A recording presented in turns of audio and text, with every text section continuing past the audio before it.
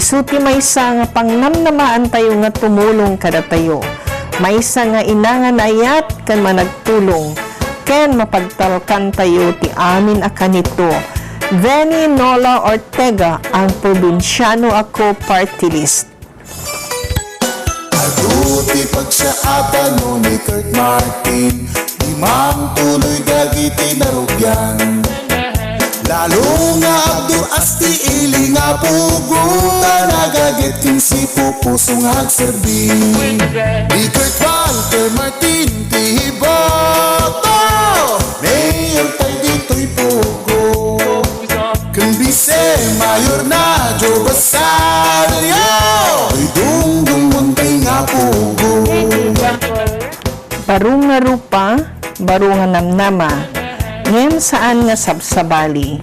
Daytoy agbalin nga sumaruno nga gobernador ti probinsya tayo, ket anak dayti agdama nga gobernador tayo. Masigurado tayo nga ti serbisyo ken ayat nga iburay na ket kasping mutlang dagiti inaramid ni Apo Pakoy. Amin nga galad iti maysa nga nasayaat nga leader ket adda kinkwana. Ti gobernador ko ket gobernador tayo amin dito'y pugo. Governor Rafael Rafi Ortega David.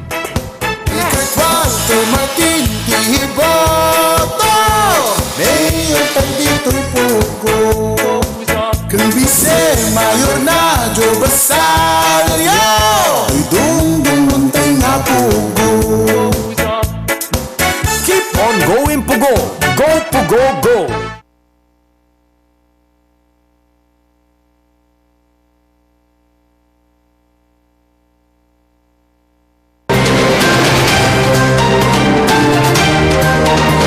Narito na ang mga nagpapagyang balita.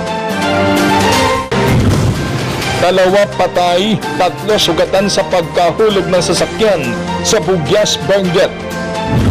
Higit 12 milyong pisong halaga ng marijuana sinira sa Benguet at Kalinga. Bahay nasunog dahil sa pinapausukang karne. Pagtaas ng kaso sa Baguio, indikasyon daw ng kahandaan ng mga residente na sumailalim sa COVID test.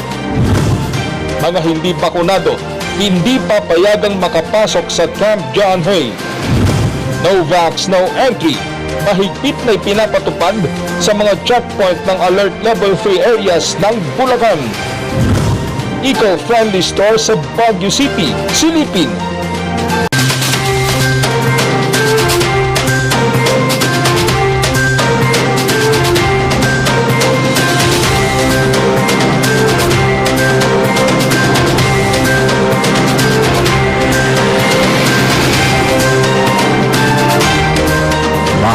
From the studio of Orange Luzon, this is Luzon Headlines. Magandang hapon, North Luzon. Hatid namin ang mga may init na balita.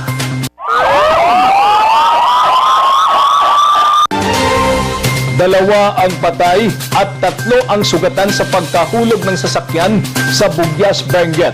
Magbabalita, Charles Limon. Hindi inakalang hahantong sa aksidente ang pag-uwi ng isang pamilya mula sa isang lamay sa Bugyas, Benguet. Nahulog kasi bandang alas 8 ng gabi kagabi ang sinasakyan ng mga pamilya Kalimodag sa pakorbang bahagi sa Giway, Amgaligay, Bugyas, Benguet. Meron tayong isang insidente ng vehicle traffic accident kung saan nahulog yung isang FX. Yung mga karga nito, galing sila sa isang lamay kagabi, mga around 7 to 8, nung pauwi na sila, hindi natantya nung driver, yung isang kurbada na matarik, doon sa saan bumangga yung FX doon sa gilid ng kalsada. May kunting kasi doon may kunting pader, kung saan amangga siya doon at doon na bumaliktad yung sasakyan hanggang sa nahulog doon sa mga more or less 40 meters na na ravine. Ayon sa PNP, naitakbo pa sa pagamutan ang 6 na sakay pero dead on arrival na sa pagamutan sina Marceline Kalimodag at Tyler Bitayan. Nagtamo naman ng sugat sina Maricel Dadaan Kalimodag, Tony Lipawan Kalimodag at si Helen Lipawan Kalimodag, habang isa naman ang hindi nagtamo ng sugat. Ayon sa Bugyas PNP, ito ang unang pagkakataong may na-aksidente sa nasabing bahagi ng kalsada.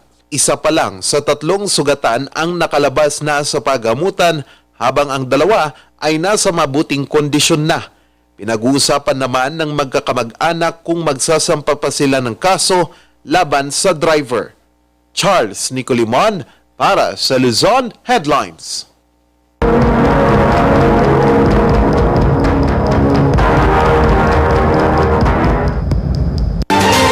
Patuloy ang pagtaas ng mga bagong kaso ng COVID-19 sa Baguio City.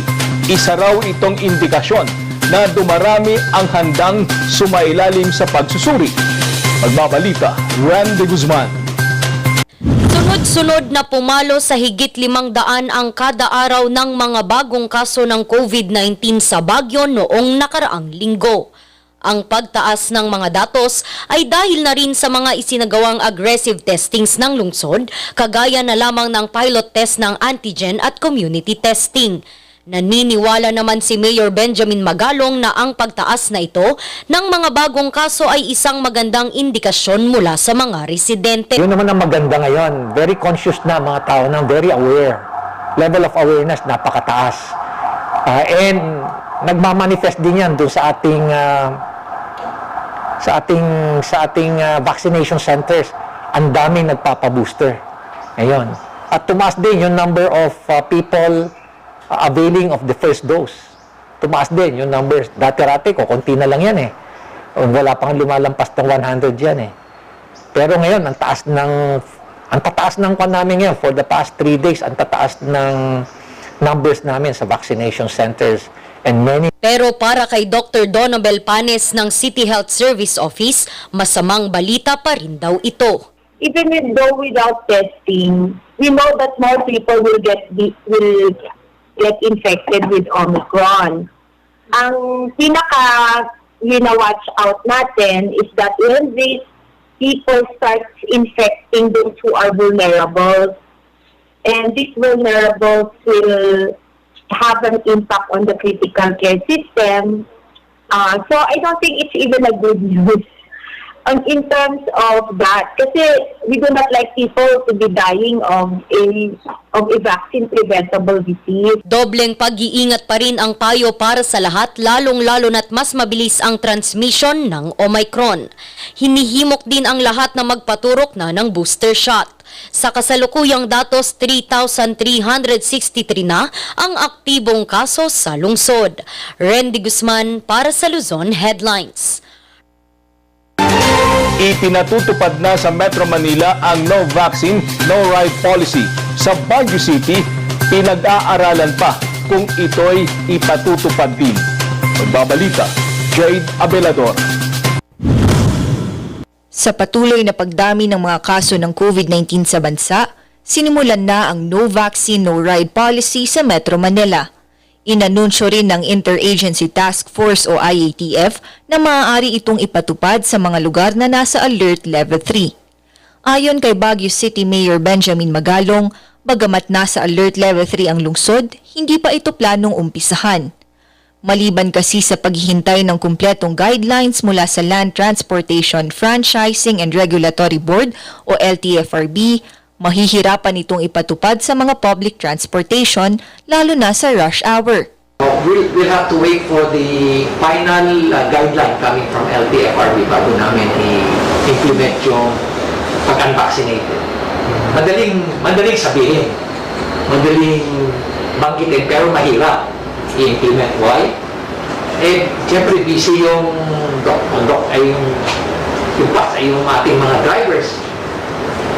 Along the way, pick up ng pasahero yan. Alam nga naman, ang hirap niya na si bawat pinto, titingnan niya, vaccination card. Maliban sa mahihirapan ng mga public transportation drivers na tignan ng mga vaccination card ng bawat pasahero, mahihirapan din silang i-verify ang mga QR codes, lalo na't madali daw itong makuha at may ilan pang namimeke. na wala namang capability yung mga drivers na i-verify pa o kaya i-scan yung QR code. Lalo-lalo na pa kaya kung rush hour, di ba? Bigla ka lang magsasakayan yan, patas isa-isayin mo. Eh, paano kung wala namang capability yung mga drivers? Hindi naman sila nakakabili lahat ng mga smartphone para i-verify yung mga QR codes. And anybody can just come up with their own QR codes. Kukopyahin lang, papalitan lang. Sandali na lang ngayon. So, sabi ko nga, madaling sabihin, mahirap implement. Sa ngayon, mas pinagtutuunan ng pansin at pinag-uusapan pa ang pagpapatupad ng paggamit ng mga medical grade mask kaysa sa mga cloth mask, lalo na sa loob ng mga establishmento, palengke at maging sa mga public transportation. Jada Belador para sa Luzon Headlines. Hindi na papapasukin sa Camp John Hay ang mga hindi bakunado. Nagbabalita, Randy Guzman. Dahil pa rin sa mabilis na pagtaas ng mga kaso ng COVID-19 sa lungsod ng Baguio, ipinatupad sa Camp John Hay ang no vaccination, no entry para sa mga empleyado at bisita. Cases daily natin tumaas, so we are trying to gumagawa rin tayo ng measures ng mga hakbang na at least makatulong din tayo sa pagsugpo ng pagdami pa ng mga kaso. Sa mga entry points pa lamang ng John Hay, may mga nakatoka ng magbantay para suriin kung ang mga papasok ay bakunado o hindi. Hihingian din sila ng mga valid ID para makumpirma kung peke o hindi ang mga dokumento. Dahil sa polisiyang ito, inaasahan na ang pagtamlay ng negosyo sa loob ng Camp John Hay. We are expecting that kasi yun nga, magdadalawang isip ang mga tao na hindi fully vaccinated. But ang bottom line dyan kasi is we are trying to protect everyone, from the employees to our customers to our clients. Lahat-lahat na po.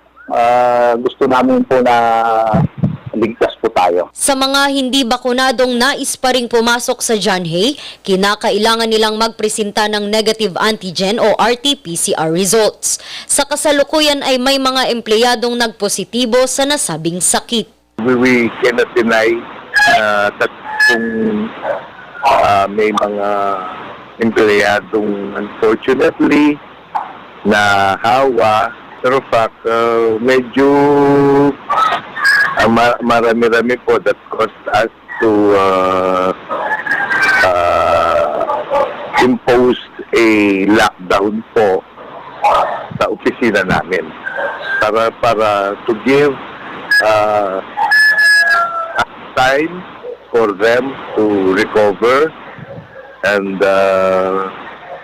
makapag-umpisa po sila ng nasa maayos na kalagayan para makapagbigay kami ng magandang serbisyo sa mga ating mga Randy Guzman para sa Luzon Headlines. No vax, no entry, mahigpit na ipinatutupad sa mga checkpoint ng Alert Level 3 areas, kabilang na ang lalawigan ng Bulacan. Magbabalita, Ivan Pangan. Hirap na namang makabenta ng nilalakong ice cream si Mang Edwin dito sa mini forest sa Kapitolyo ng Bulacan. Dahil sa muling pagsasailalim sa Alert Level 3 ng lalawigan, madalang ang mga tao sa labas. Ako po, napakahirap. Napakahirap. Apektado kami. Walang tao. Ayaw palabasin ng mga bahay yung bata. Matumal rin ang benta ng mga street food vendors. Ayon kay Nieves, hindi raw niya inaasahan na babalik na naman sila sa ganitong sitwasyon. Hindi nga talaga yung pamilya. Katulad dati na maganda na sana. Nagkakaroon pa. Noong January 4, inilabas ni Bulacan Governor Daniel Fernando ang Executive Order No. 1 Series of 2022 kung saan sinusunod ang utos ng IATF na isailalim sa Alert Level 3 ang mga lalawigan ng Bulacan, Cavite at Rizal mula January 5 hanggang January 15. Sa ilalim ng Alert Level 3, pinapayagang magbukas ang mga establishmento hanggang 50% outdoor capacity habang 30% naman ang indoor capacity at kailangang fully vaccinated ang mga nasa loob. Ilan sa mga pinagbabawal naman ang face-to-face classes, karaoke bars, indoor entertainment, pagtitipon ng mga galing sa magkakaiwalay na lugar, at contact sports, maliban na lamang sa mga naka-bubble type setup. Mahigpit na ring ipinapatupad ang no vax, no entry sa mga checkpoints papasok ng lalawigan. Dito sa boundary ng Apalit, Pampanga at Kalumpit, Bulacan, lahat ng mga individual, nasa pampubliko man o pampribadong sasakyan, ay kinakailangang magpresenta ng vaccination card para makapasok. Ilang mga drivers ang walang nagawa kundi bumalik matapos hindi payagang makalusot dahil walang dalang vaccination card.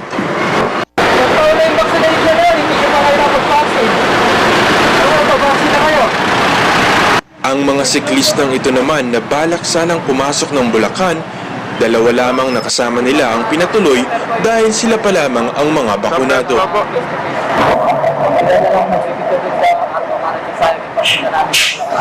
Ayon sa mga otoridad, pabor naman sila sa paghigpit na ito para na rin sa ikabubuti ng lahat. Sa patuloy na pagtaas ng COVID-19 cases sa bansa, nasa Alert Level 3 na rin hanggang January 15 ang mga probinsya ng Bataan, Batangas, Cagayan, Pampanga, Zambales at mga syudad ng Angeles, Baguio, Santiago, Dagupan, Iloilo, Lapu-Lapu, Naga at Lucena. Ivan Pangan para sa Luzon Headlines. Higit 12 milyong pisong halaga ng marijuana sinira sa Benguet at Kalinga. Yan at iba pang balita. Abangan!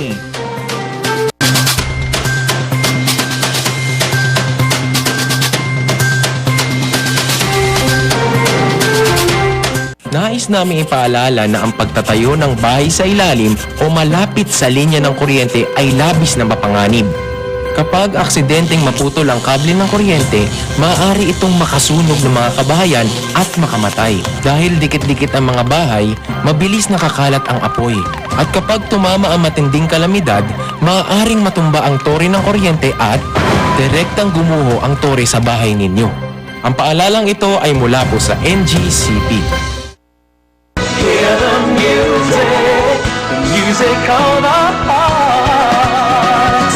Let all music get you there. The star will take you everywhere, bringing music closer to your heart.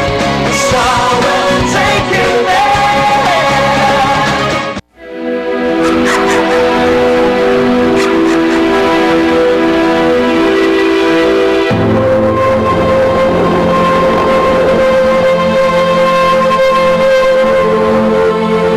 Idol kita, gusto ko maging katulad mo paglaki ko. Ang mga pangarap mo, kayang-kaya nating tuparin dahil lahat na ginagawa natin ay para sa mga kabataang katulad mo.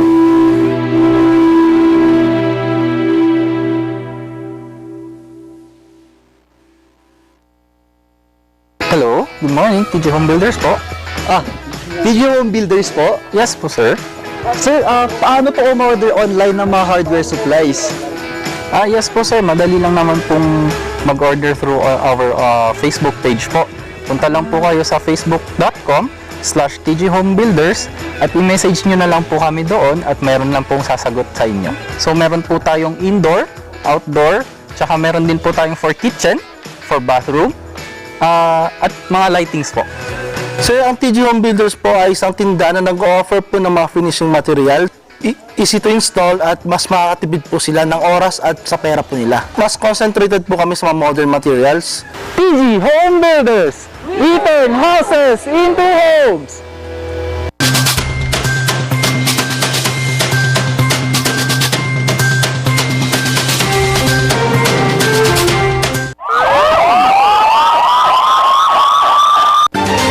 Muling nagsalip puwersa ang PNP at PDEA sa pagsalakay sa mga plantasyon ng marijuana sa Benguet at Kalinga. Higit 12 milyong pisong halaga ng marijuana ang sinunog. Magbabalita Charles Limon. Muling sinuyo ng mga puwersa ng PNP at PIDEA Cordillera ang kabundukan ng Barangay Takadang, Kibungan, Benguet. Aabot sa 4 na plantasyon ng marijuana ang nadiskubre sa lugar. Papalo sa 6,655 na tanim na marijuana at 10 kilo ng pinatuyong dahon ng marijuana ang sinira. Papalo ang halaga ng mga ito sa 2.5 million pesos. Sa Barangay Bugnay, Tinglayan, Kalinga naman, 2 plantasyon ng marijuana ang sinalakay. Aabot sa 4,800 na tanim na marijuana na nagkakalaga ng 1.7 million pesos ang sinira. Nagsagawa din ang mga otoridad ng hiwalay na marijuana eradication sa Barangay Tulga West, Tinglayan, Kalinga noong Sabado. Sa nasabing operasyon, nadiskubre ang 1 plantasyon ng marijuana. Aabot naman sa 12,000 na tanim na marijuana at 50 kilo ng pinatuyong marijuana ang sinira. Papalo ang kabuuang halaga nito sa 8.4 million pesos. Charles Nicoliman para sa Luzon Headlines. Sa iba pang balita, tinupok ng apoy ang isang bahay sa Baguio City dahil ito sa pinapausukang karne o tinatawag na itag. Magbabalik sa report, Charles Limon. Wala nang natira sa nasunog na barong-barong na ito sa Simsim Compound, Tip-Top, Barangay Pakdal, Baguio City. Pasado alas 12 nang lamunin ito ng apoy. Around 24:15 ng gabi, sir, may tumawag na nagangalang Geraldine Simsim. So, inireport niya sa amin na nasusunog yung katabi nilang bahay. Pagdating namin doon, talagang smoldering na yung status ng sunog dahil nag-collapse na yung bubungan ng bahay. Nagtulungan ang Aurora Hill Fire Substation at BFP Baguio sa pag-apula ng apoy. Idineklarang fire out ang sunog bandang alas 12:55 ng madaling araw. Sa pagsisiyasat ng mga bumbero sa sanhi ng sunog, inamin ng may-ari na napabayaan ang kanilang pinapausukang karne o etag. Sa pag-imbestiga natin, tamtawin natin, umamin naman yung may-ari na sila, parang nag-bonfire sila para mausukan yung ginagawa nilang utag o kaya parang meat ito na pinausukan o kaya pinausukan karne para maging utag, ganun. Smoke meat, ganun. So, naiwan nilang hindi nila, bago umalis sila, hindi nila masyadong pinatay yung apoy. Wala namang nasaktan o nasugatan. Ang etag ay isang binurong karne sa asin saka pinapausukan. Kilala ito bilang pansahog sa ilang pagkain sa Cordillera kagaya ng pinikpikan. Charles Nicoliman para sa Luzon Headlines.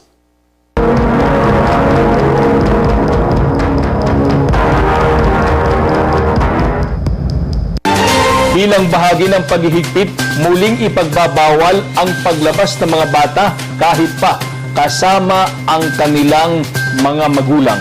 Magbabalita, Randy Guzman. Dahil sa muling pagtaas ng mga kaso ng COVID-19 sa lungsod, plano muling ipagbawal ang paglabas ng mga bata kahit pa kasama ang kanilang mga magulang o guardian. Mas delikado kasi sa Omicron variant ang mga bata. Pabor naman dito si Eileen Sinyo, ina ng isang 6 na taong gulang at isang 3 taong gulang. I personally believe that it's okay, it's alright. Kasi considering the pandemic right now and the situation we are in, we as mothers, we have to put our kids' safety and health at our top priority. Siguro with the numbers and the data that they are collecting from the city, I think they can see that there are a lot of kids who are testing positive for COVID. And and solely the person to blame is the mother or the parents, 'di ba?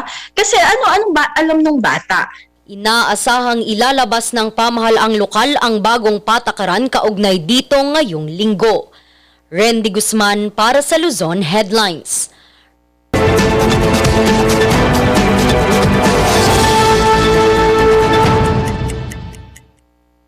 Pag-usapan natin yung doctrine of political question.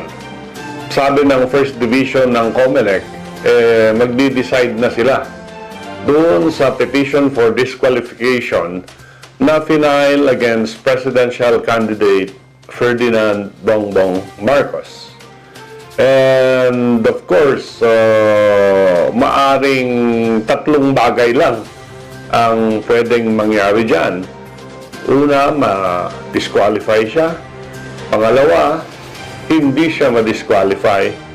Pangatlo, hindi gagalaw ang COMELEC or even the Supreme Court. At ano ang dahilan o ano ang basis for the COMELEC or the Supreme Court not to do anything about these petitions? Ito yung tinatawag na doctrine of political question. And ito yung mga favorite subjects ng mga law students sa political law. At ang leading case natin dito ay yung Haveliana versus Executive Secretary. At itong Haveliana versus Executive Secretary, sa mga nakaalala noon, isang 1973 decision. And this is about martial law, no? Nung nagdeklara ng Proclamation 1081 ang dating Pangulong Ferdinand Marcos, nagtawag siya ng isang referendum sa lahat ng mga barangay para tanungin, gusto nyo ba itong martial law? At based sa overwhelming vote ng ating population noong araw, ang sabi nila ay gusto pa nila ang martial law. And isa sa mga nagpetisyon doon sa Korte Suprema ay si Haveliana. At sinasabi niya wala namang botohan talaga ang nangyari, no? It was against the will of the voters, etc., etc. At ang Korte Suprema naglabas ng doctrine of political question. Ang sabi ng Korte Suprema, nagsalita na yung mga tao. Hindi dapat korte ang nagdi-decide para lang mahigpitan o walang bisa ang will of the people. So may mga kaso na political, hindi legal ang resolution. And this doctrine of political question can be used by the COMELEC and the Supreme Court to follow yung doctrine na idaan na lang natin ang disqualification sa balota, hindi sa COMELEC or sa Supreme Court. In other words, let the will of the people decide. Let the voters decide if Bongbong Marcos is disqualified or qualified to remain or to be elected in office as President of the Republic of the Philippines. Of course, na-discuss natin, ang problema dito is the timing of the decision. We will definitely have a decision today. January 17 nga pala ngayon. And whatever decision of the COMELEC, appealable pa rin naman yan sa Commission, sa Supreme Court, rather. And if the Supreme Court decision does not come out before the May 9 election, ano ang mangyayari sa ating bansa? So, yun na nga ang solution ng maraming law deans all over the country. At ang sabi nila, sundan natin yung Executive Secretary case ng Dela Liana para sabihing let the people decide.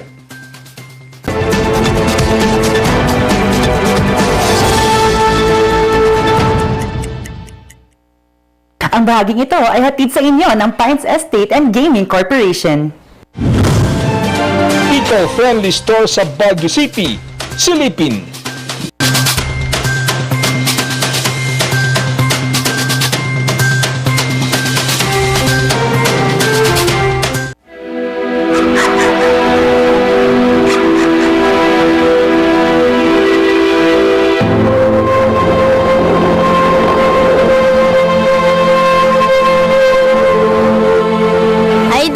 Sana gusto ko maging katulad mo paglaki ko. Ang mga pangarap mo kayang-kaya nating tuparin dahil lahat na ginagawa natin ay para sa mga kabataang katulad mo.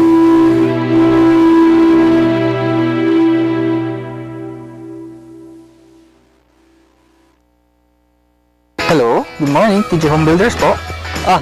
TG Home Builders po? Yes po, sir. Sir, paano po umorder online ng mga hardware supplies? Yes po, sir. Madali lang naman pong mag-order through our Facebook page po. Punta lang po kayo sa facebook.com/tghomebuilders at i-message nyo na lang po kami doon at meron lang pong sasagot sa inyo. So, meron po tayong indoor, outdoor, tsaka meron din po tayong for kitchen, for bathroom, at mga lightings po. Sir, ang TG Home Builders po ay isang tindahan na nag-offer po ng mga finishing material. Easy to install at mas makakatipid po sila ng oras at sa pera po nila. Mas concentrated po kami sa mga modern materials. TG Home Builders! We turn houses into homes! Dahil bakunado na kami, wala na kami pangambang makipagkamustahan. Hindi na kami mag-aalalang lumabas ng bahay. Dahil bakunado na kami magkakaibigan, mas enjoy na tuwing magkikita-kita. Salamat sa bakuna, palatag na ako makapagsisimba. Wala na ding takot tuwing bonding time ng buong pamilya. Rest bakuna na para pwede na ulit ang buhay na masaya. At walang pangamba, libre lang magpabakuna. Magtanong kayo sa inyong health center o sa lokal na pamahalaan.